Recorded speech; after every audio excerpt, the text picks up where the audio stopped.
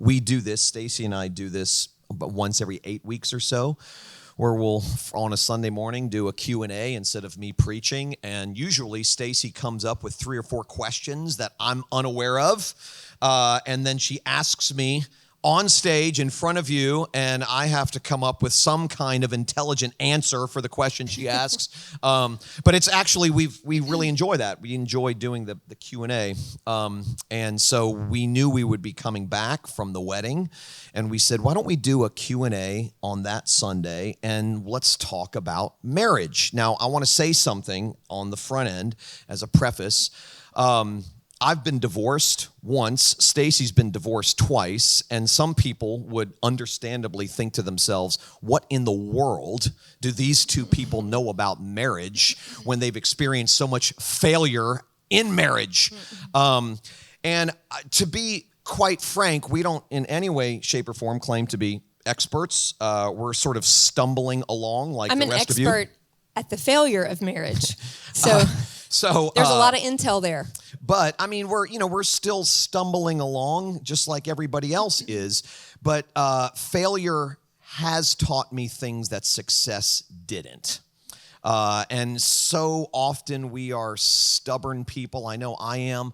And usually it takes some sort of crash and burn or bottoming out or failure to kind of learn what to do and what not to do. And so I think we've spent a lot of time, Stacie and I, over the last 7 years since we've met each other, spent a lot of time thinking about our previous failures and, just the ongoing challenges of being so closely related in marriage to another sinner, another broken person. I mean, that's what marriage is. It's one flawed person wedded to another flawed person, but with a faithful God. And so we have enjoyed our conversations together, her and I, about marriage and about the struggles of marriage, the beauty of marriage, the challenges of marriage. And so we wanted to sort of have a conversation about that. The format, I think, that we agreed on yesterday was typically, as I mentioned, she asks me questions on Q&A Sundays, and then I give answers. And I said, well, since this is more of a conversation, why don't you come up with 3 questions that I don't know you're going to ask, and I'll come up with 3 questions for you that you don't know I'm going to ask, and we'll just sort of go back and forth and see where it goes. So this could be a lot of fun, or it could be a complete train wreck. We'll find out in a few minutes. I've got mine in my pocket. So okay, so would you like to go first, or do you want me to go first? I mean, it depends. Ladies should go first, but I don't know if that means you should ask the question first or you should answer the first question. So it's really up to you. What do you want to do?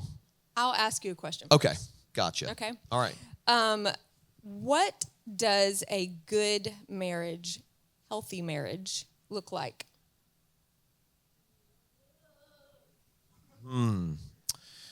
Like ours. Right answer. No, I'm just kidding. No. This. Geez, man. I wish I would have known these questions before this morning. I think the more self-aware both people are, the healthier it is. So self-awareness is a huge help in any relationship, but in marriage in particular, knowing what your weaknesses are, what your triggers are, what your frustrations are, what are the things that irk you and why do they irk you, what sort of your natural proclivities are, all of those things. Knowing yourself, I think, is a huge part in being a healthy person. And when two people know themselves very well, then it usually contributes to a healthy marriage. Truth, whether it's a good, happy truth or a hard truth, is a huge key ingredient to any healthy relationship, marriage in particular. We have some good friends, Paul and Mary Zoll, who I've talked about on numerous occasions, older couple that I've known for many years. Outside of my mother, they were the first people that I introduced Stacie to when we first met. Paul and Mary are dear friends, and they have walked me through the valley of the shadow of death on numerous occasions, and they've walked us through a lot of difficult situations. And one of the things that they always say is God works in, with, and through the truth. However hard or ugly or uncomfortable that truth may be, when you stick to the truth, God is there. That when we try to manipulate the narrative, or we try to hide certain things, or we cultivate dark corners apart from the person that we're in relationship with, that's usually when bad stuff happens, when destructive things happen. So self-awareness, truth, honesty and transparency, obviously. There is a quote that I read at during Reagan and Tim's ceremony. Let's see if I can find it here. Yeah, but I got it in my wedding ceremony here. Hold on. Okay. Humility also in a good marriage. Yeah.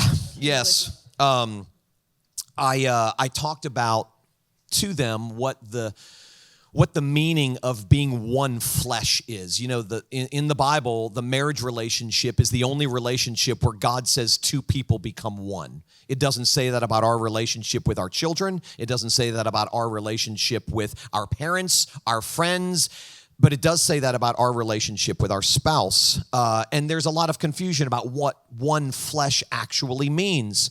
And so this is what I said. I said the marriage relationship is the only relationship in which God says two people become one. It doesn't say that about any other relationship. After your relationship with God, your relationship with each other is the most important in God's eyes. Being one flesh means that from this day forward, Reagan and Tim, put your name in there, Reagan and Tim are no longer two me's, rather they are one we. One writer put it this way: to be one flesh means one mortal life fully shared.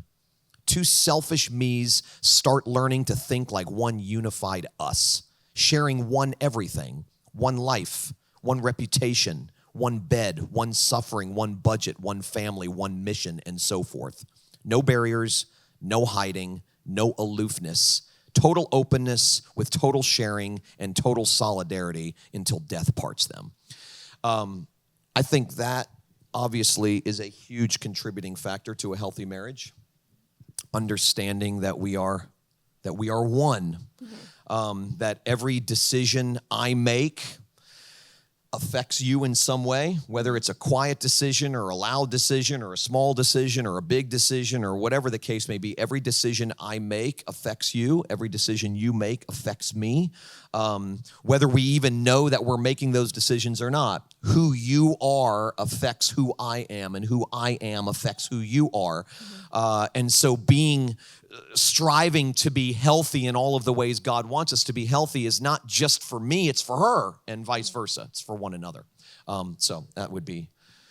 Do you have anything to add to your own question? Because I know you have some thoughts on that. No, I think I would have said and agree with all of those things. And I think forgiveness, we talk about that often, is really a huge part of a good and healthy marriage, because if you've ever needed to forgive someone, you know that can't always be easy. Sometimes that's a difficult thing, especially when it's the person that you're closest to.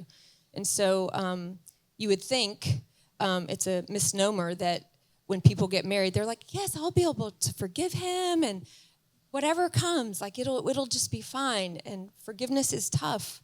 It's tough to forgive people when they hurt you. It's easy to love people that are lovable. It's hard to love someone in their unlovable moments. And it's definitely hard to forgive them when they have hurt you.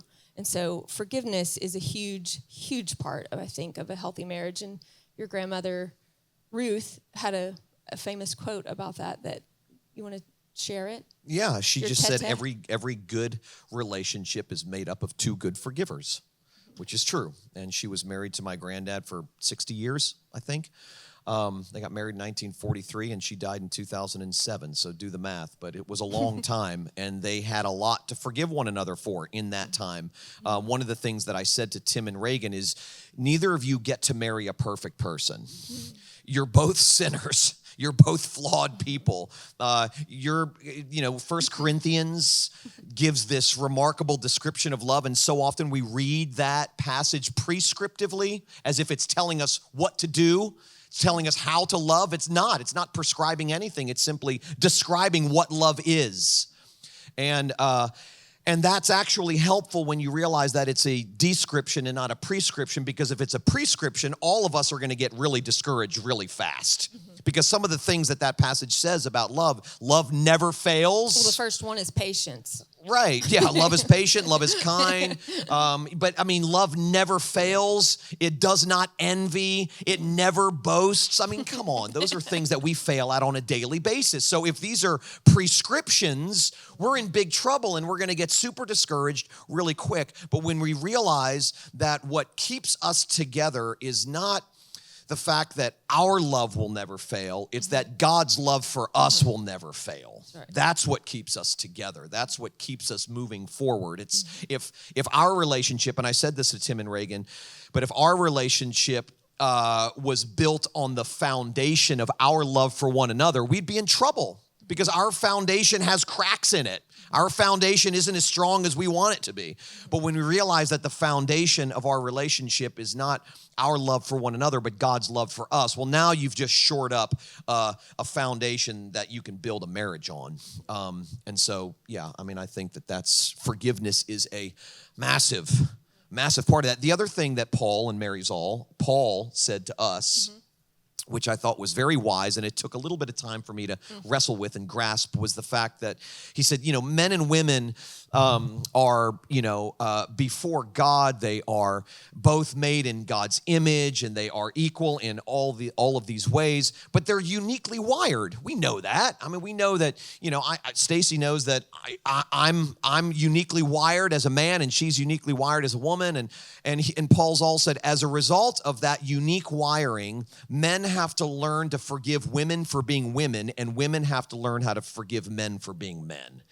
And we've spent a lot of time thinking about that and unpacking that, because there are certain things that may irk her or irk me, and it doesn't really have anything to do with us as much as it has to do with something. It has to do with someone who's unlike us. And having to adjust or get used to someone who responds very differently than I would respond in a situation, or get used to someone who reacts very differently than I would react in a situation. And to go, well, gosh, this marriage would be so much better if you were more like me. We tend to think that way. But, you realize very quickly that another quote of my grandmother's is that if two people are exactly the same, one of them is unnecessary, which I think is very true. I need all of the ways that she is distinct from me. And she needs all of the ways that I am distinct from her. We need that. It rounds us out. We benefit from that, whether we think we need it or not. We benefit from that, yeah, yeah. Okay, is it my turn? It's your turn. Okay. Go for it, babe. Okay, I mentioned before that you've been divorced twice. Yes. So, who has been your favorite husband? I'm just kidding. I knew he was going to do that. I got one coming for you. I told her yesterday I was going to do it. That wasn't a surprise. Okay, really. In all seriousness, she never answered the question, by the way, when I asked her yesterday. She was like, that's funny. I'm like, no, I'm serious. Yeah, what's the answer to your question?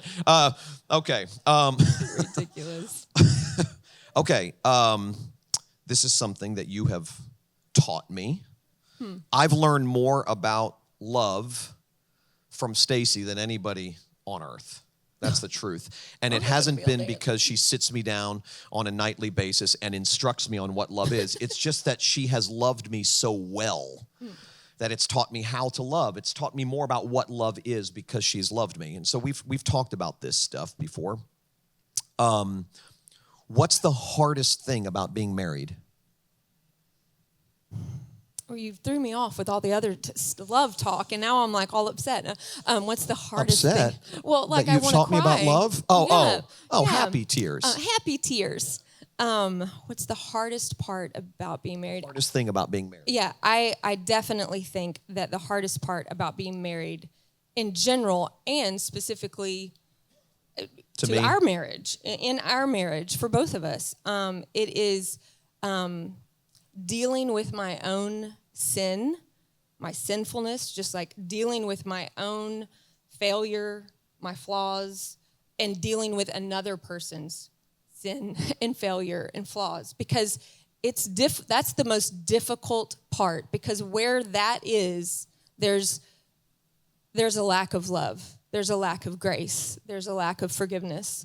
And in those moments that I am, my sin is first and foremost in my response or my engagement with you, those are the hardest moments. And those are where conflict comes from, because we can disagree on something and it doesn't have to end up in an argument or, a breakdown of communication. Conflict is normal. If you got humans, you got conflict. And so for marriage, though, specifically, it's learning how to deal with my own sin and the sin of another person that I'm entrusted to deal with and handle with care. And that's the hardest, because it covers every area: financial, romantic, social, relationally, emotional care. It covers just every area of your marriage.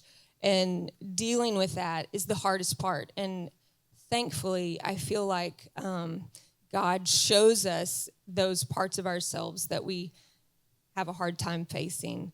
He spreads that out a little bit so you don't have to face it all at once in both of us. And so sometimes my sin brings out something really amazing in him that God has done, and sometimes my sin brings out his sin. Sometimes it's not always the good that comes out in us, and I think that is the hardest thing to deal with by far. Yeah, we've already touched on it a little bit, but yeah, I think I would echo that and just say, oftentimes, if I'm upset with you, or I'm frustrated with you, when I take a minute, stop, and rather than react out of that feeling, sort of reflect on it instead, I discover that most of the issue is something going on inside of me, rather than something she's doing or has failed to do. And in that way, I'm projecting onto her in some way, shape, or form, that I'm uncomfortable or frustrated or angry or annoyed or fearful or feeling insecure or for whatever reason. And I, in a sense, take that out on her and try to find a scapegoat outside of me. And I've said this on numerous occasions. Our greatest obstacle to relational health does not exist outside of us. It exists inside of us. I am my own greatest obstacle to relational health, whether that's to Stacie or my kids or friends or whatever the case may be. I carry within me sort of a me-centered disease that tends to sort of toxify relationships. That's what sin is. It's a very me-centered disease. It's all about me, what I want, what I need. And another thing I would say is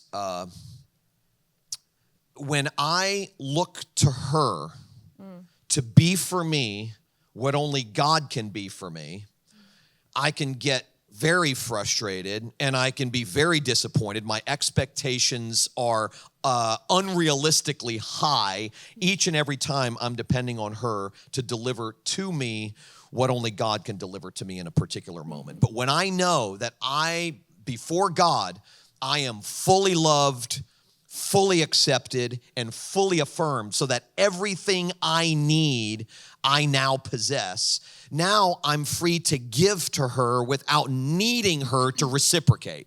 I can give to her, and when she gives back, it's wonderful, and it makes me feel alive, and it's encouraging, and all those things. And as much as I may enjoy her giving back, I don't need her to give back in order to function, because everything I need, God has already given me. So, yeah, I mean, I think that what makes marriage hard is when I make you into an idol. When I look to you to be for me what only God can be in Totally those agree with moments. that. You know, I was going to share a couple of things that Paul Zoll, who we've already mentioned, but he has a lot of gold nuggets to share. But he said at one time, in every argument, remember that there won't be a winner and a loser. You're partners in everything. So you'll either win together or you'll lose together, which I think we don't always think that way because we're still stuck in the me. And so when you're married and you think of it like, you know, like I won that argument, he's the loser. I'm losing Never. too at the same moment. Never. Yeah, you can imagine. I never lose. But that's exactly when marriage becomes a competition, and it's our inner sinners that are doing that, if it's ever happening, which is the problem we just described. But when marriage becomes a competition, it is not. It's a battleground. Becomes like a game and a scorecard, and that is so destructive. I've never seen a marriage survive that, or at least not be a happy one. It's two very unhappy people. Is it my turn or your turn? I don't know. I think it's your turn. Okay. You asked one, I asked one, and Okay. now it's your turn. Okay. What do you believe is the biggest enemy of marriage? That is so funny. That was one of my questions Shut for you. your mouth. I didn't phrase it that way. I said, in your opinion, what is the biggest threat to any marriage? One flesh. One flesh. Yeah. What? You just gave us some insight into what goes on into your home, Ray. Apparently. We'll okay. talk about it after, Kathy. Ask me the question again. What please. do you believe is the biggest enemy of marriage? Man. You were going to ask me this question, so. Because I wanted an answer, not because I had an answer. The biggest, I mean, I don't want to sound overly cliche, but I just said, in essence, that the greatest obstacle, my greatest obstacle to relational health, and if we're talking about our relationship, our marriage, is me. It's my selfishness. It's my sin. It's my elevating you to put you on a pedestal that only God should be on. It's my feeling like I need you to deliver to me what I desperately feel like I need in order to press on and strain forward and that sort of thing. So, I mean, I am the greatest threat to my marriage. And I think it's important if both parties are willing to admit that, you have the makings of a healthy relationship. When I think that the greatest threat to our marriage is you, or you think that the greatest threat to our marriage is me, well, it's not gonna end well. But if I recognize, or if we think it's out there, right, yes, if we think it's out there, and that's oftentimes what we tend to think, like your parents or someone else, another woman or another man, someone is something like that. When we assume that the biggest threat to our marriage is some man trying to steal you or some woman trying to steal me, and so now that's where our guard goes. Not that it shouldn't be there, but that's where our guard goes. Rather than listen, that's going to be the case no matter what. Right. We are responsible to protect this, and the best way for us to protect our marriage is to recognize just how weak and flawed we are as individuals. We talk about this when we talk about people in recovery, which we talk about a lot in this church. In fact, I was trying to describe the sanctuary for a handful of people that I met this weekend. And they're like, so tell me about it. I said, well, the best way for me to describe the sanctuary is that it is, and you've heard me say this before, it's a recovery place masquerading as a church. That's the best way for me to describe it. And we talk about this around here a lot, but the people who I've known throughout my life who have struggled with some sort of addiction, whether it be substance abuse or something else, the ones who stay sober are the ones who recognize their own weaknesses, the ones who recognize that they are always one decision away from going back to hell. You know what I mean? Hell. Yeah, figuratively speaking, just sort of going back to a really dark, bad, destructive place. The people who I've known who think they're beyond that, that they're strong enough now that they can stand on their own 2 feet, they're the ones who typically fall or relapse. And I think the same is true in marriage. If I think I'm a good, strong man who is devoted and loyal and there's nothing that could ever tempt me. I mean, you guys know this. My first marriage ended many years ago in part because I was unfaithful to my first wife. And the irony of that entire thing is that was the one area that was more shored up than any other area in my life. I was bound and determined to not become another statistic, and I put up guards and guardrails all over the place, and I was like, if I'm going to crash and burn, there are a whole bunch of fronts where I think that can happen, but this ain't one of them. I thought I was beyond, I was beyond the possibility of falling in that way, and that's exactly the way that I fell. And so I think knowing our own weaknesses, knowing our own sinfulness, knowing our own selfishness, knowing the specific ways in which we project, all of those detailed things about us that are flawed in that regard are really healthy to know about ourselves. And I think when we fail to grasp that stuff, it's sort of the enemy's at the gate at that point. No, I agree. I just think that it's so common. We hear from a lot of couples that are happily married, unhappily married, having a crisis, getting married, and most people don't think that the biggest enemy of their marriage is in it. The two people that are in it. They usually see it. They want to safeguard all of these other ways or shore up all of these other places. And not that that's unimportant, but if you don't prepare yourself to deal with another sinner and yourself as a sinner, you're going to fail in protecting your marriage in a grave and dangerous way.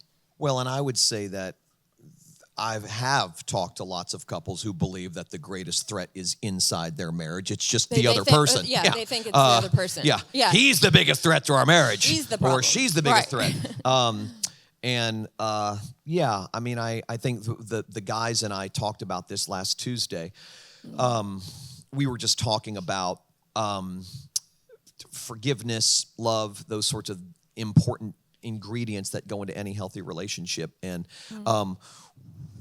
what do we do? Let's say I hurt you and I apologize for that. I come clean about that. I say I'm sorry about that.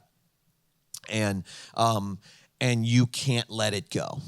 Okay, now this never happens, by the way. Okay, this is just very theoretical. But I mean, you for whatever reason, and you keep reminding me over and over and over and over. That constant reminder, right? I've said this. It's not. It's helpful, isn't it? Yeah, right. It doesn't contribute to happy moments, but that ongoing sort of reminder, or if I do it to you, that reveals that I believe in that moment, or that you believe in that moment, that the other person is the greatest threat. Not that I am. My inability to forgive in this moment is the greatest threat in this moment to our marriage, and vice versa. So there's a whole bunch of levels at which we are able to identify our own self-righteousness, and what I mean by that is our own ability to blame someone else and to always find a scapegoat for what the real problem is, which is my own heart. The heart of the human problem, as Winston Churchill said, is the problem of the human heart. And the Bible reiterates that. God reiterates that. Jesus in the various parables that he tells reiterates that. And it's not what comes out of a man that makes him, it's not what goes into a man that makes him unhealthy. It's what comes out, that the seed of every problem we have is in our own hearts. So Paul Zahl said on that topic, Paul Zahl said another brilliant little nugget. He said, marriage is a workshop where God tears both of you down, deconstructs you inside and out as individuals, only to rebuild you as one. And it's a lifetime project. Yeah, it's good. And so I love that he says that, just because so many times as a spouse and even as a person watching a marriage, you can be discouraged because you're like, it's not supposed to be this way. Things are supposed to be building up, not being torn down. And so it's really difficult for us to think about being deconstructed as something healthy and good and for our good, where God is tearing us down in places that need to be deconstructed. We need to unlearn something. Maybe how our parents raised us, what their marriage looked like, what our grandparents' marriage looked like, or what we just thought marriage should be, our own idealistic version of marriage. He is a gracious God to tear those down.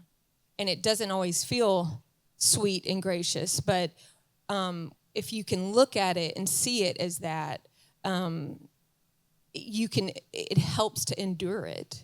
And you can go, oh, okay, like I can trust that he's going to deconstruct me where I need to be deconstructed, and I can trust him to deconstruct Tullian where he needs deconstructing. I don't need to do that. That's not my job.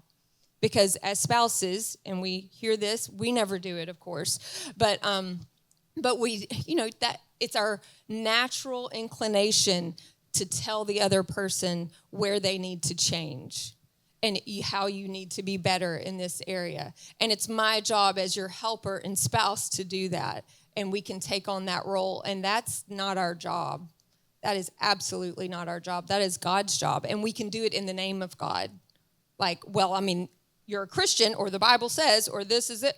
Like, it's God's job to deconstruct him and build him up. And I'll be a part. He may use me to be a part of that, but he's never going to do that in a way that is hurtful and unloving. He may think it's hurtful and unloving, but he's not going to do that. God's not going to use me in a way to deconstruct Tullian that is me telling him what to do. And that's like so innate in us to want to tell you how to change so that I feel better. Yeah, I've said this. You guys have heard me. If you've been here for any length of period of time, you know this. I've said this, that every attempt on our part to fix someone else is actually a subtle attempt to fix ourselves. Because what we're saying in that moment is, I need you to become a certain way if I'm going to be happy. Mm-hmm. My happiness is riding on your fixedness. And that's not just reserved for spouses. No, my gosh, that's for everybody. That's for everybody. Yeah, my granddad said that it's God's job to change people and it's our job to love people. Full stop. That really simplifies our roles in the lives of other people, especially our spouse. When we realize it's not my job to fix him, it's not my job to fix her, it's not my job to change her, it's not my job to change him. That's God's job. My job is just to love them and trust that God, as Stacie just said, will choose to use me in some ways as God does his work. But it's not my job to change and to fix. Honestly, I said this jokingly a little bit ago, but this is so true, and I can certainly identify this in my former marriage, my previous marriage, and also in ours. There are those moments where you fall prey to thinking, if this person would be more like me, we wouldn't be experiencing this kind of trouble.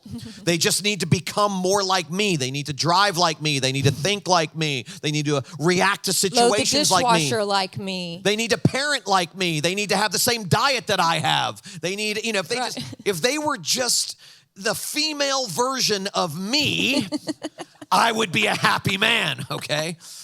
Jerry Seinfeld thought that in he's one like, Seinfeld episode. I figured it out. Yeah, he said, I wanna met marry someone just myself." like me. He goes, I'm in love. I finally figured out what I've been looking for my entire life, myself. And then he realized after a few weeks of dating that he not hates so great. himself and he had to break up the I can't live relationship with because, myself. anyway, most of my life lessons come from Seinfeld episodes, in the case you haven't Bible noticed. No, and I didn't say the Seinfeld are Bible. I like said this Seinfeld close. episodes first, Bible second. So yeah, okay. Is it my turn? Yeah. I have a question that I want to ask you. What is the most rewarding thing about being married? We've talked about what hardest are the things, challenges the are, enemies. hardest things. Let's talk about what the most rewarding thing. Let's paint a pretty picture of what healthy, a good marriage can feel like.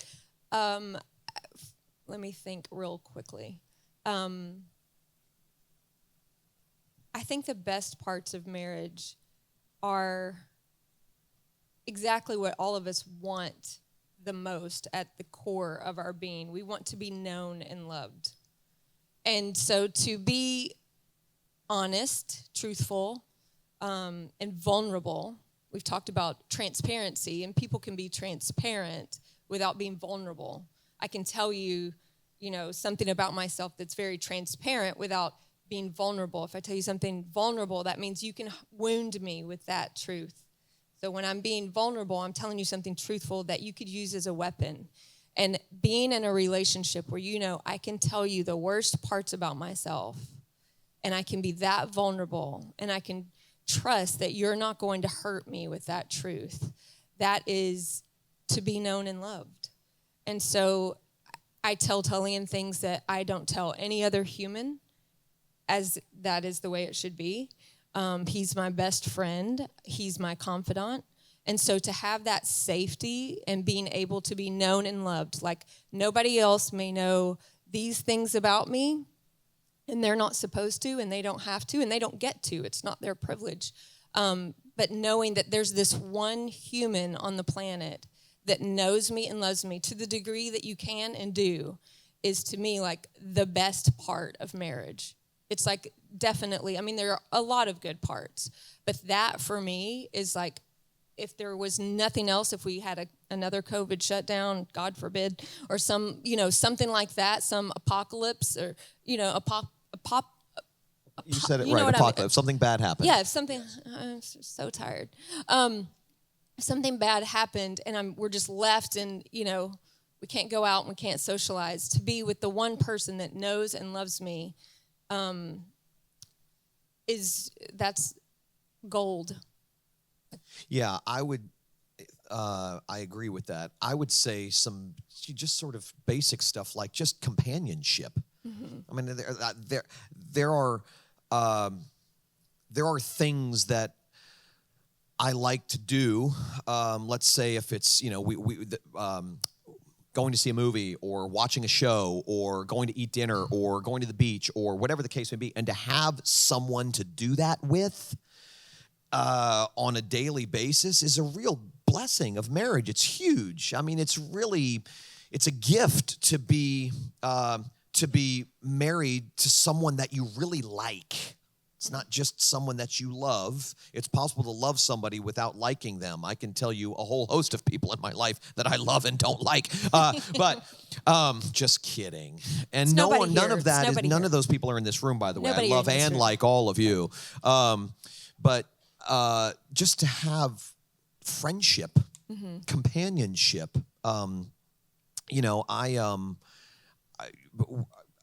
just mentioned a few minutes ago that my first marriage ended in part a number of years ago because I was unfaithful to my first wife. And you fall prey to thinking that where this person lacks, I can find somewhere else.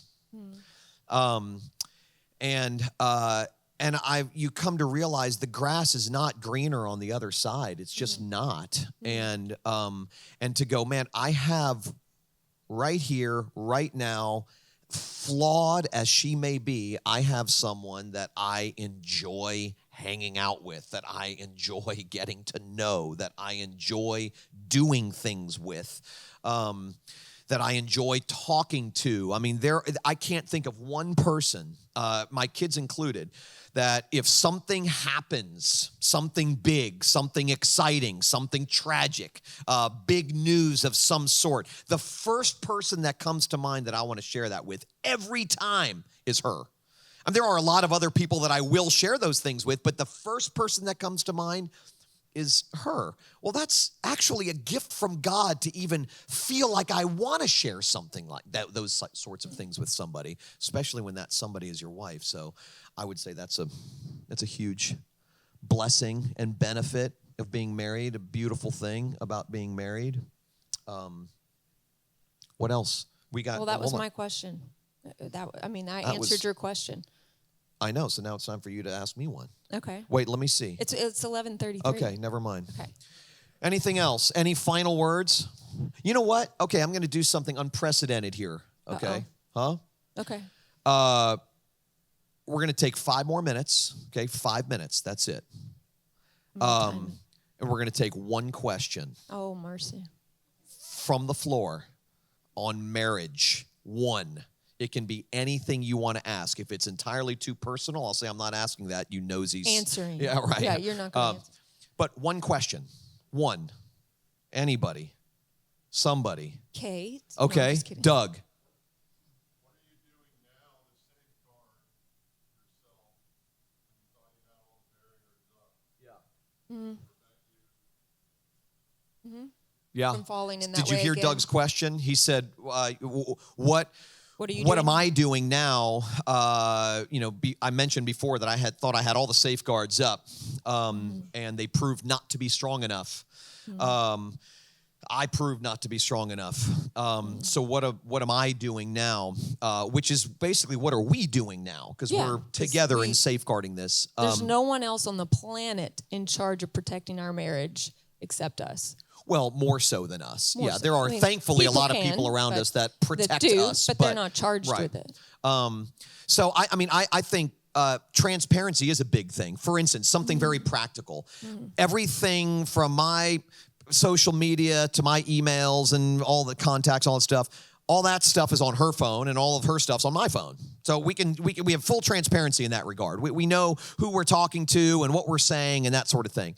That's not us being nosy. That's just us sort of going, I've got nothing to hide, and I want you to know that. You always have full access to me. Like right. That's saying that and standing by it. Right. That's right.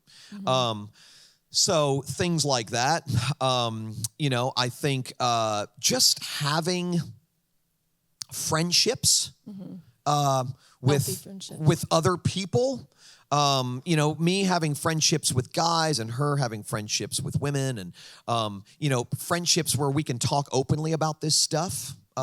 Just what's actually going on in life, not feeling like we need to pretend that things are better than they are, having those few people that we can talk to and go to and that sort of thing. One thing I think that keeps it is, for both of us, is the consequences that we've both endured.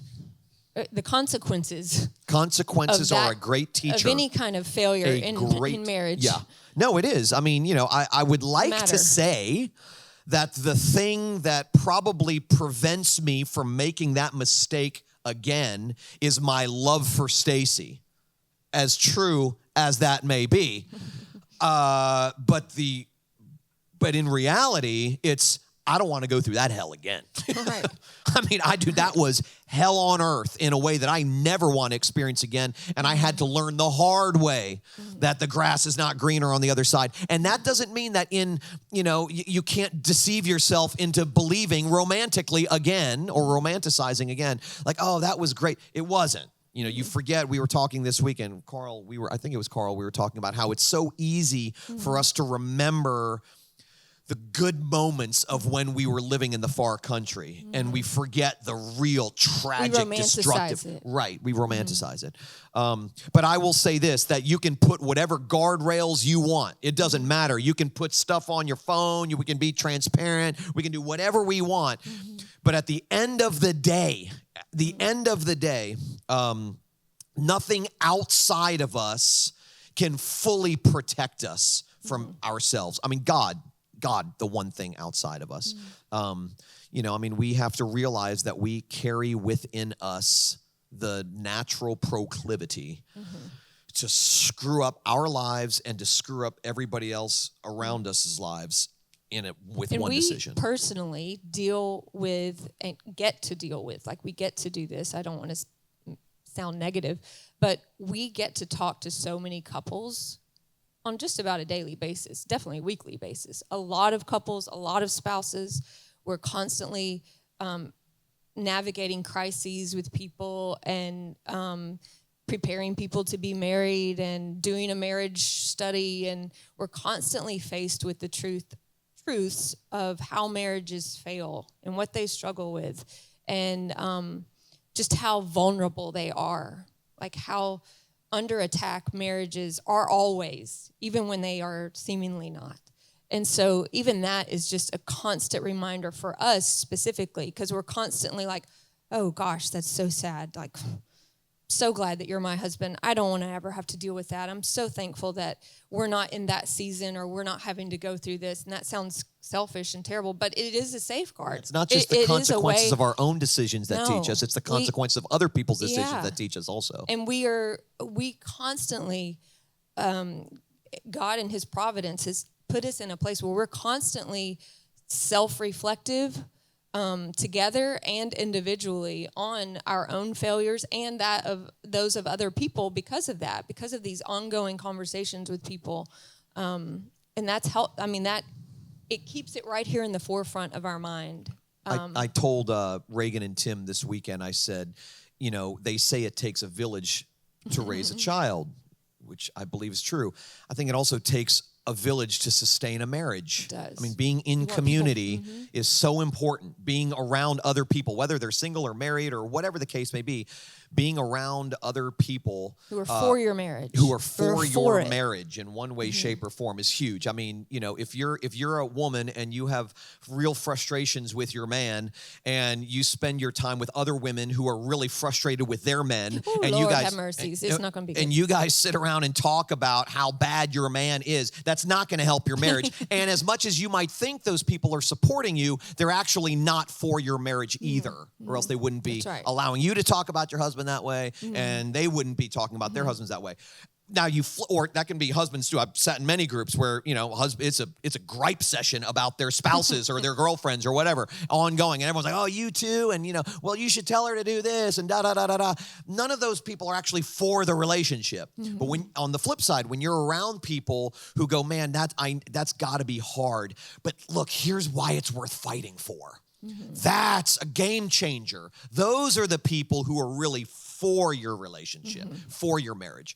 The people who are like, man, that sounds really hard and that sounds really painful, and I hate that you're experiencing that or that you're going through that, but here's why I think it's worth fighting for. Now, there are extenuating circumstances where there's abuse. I get all that. I'm not talking about that. I'm talking about the normal, everyday frustrations of being in marriage or being in a relationship that's not easy for specific reasons. So, okay, that's it. That's all we got time for.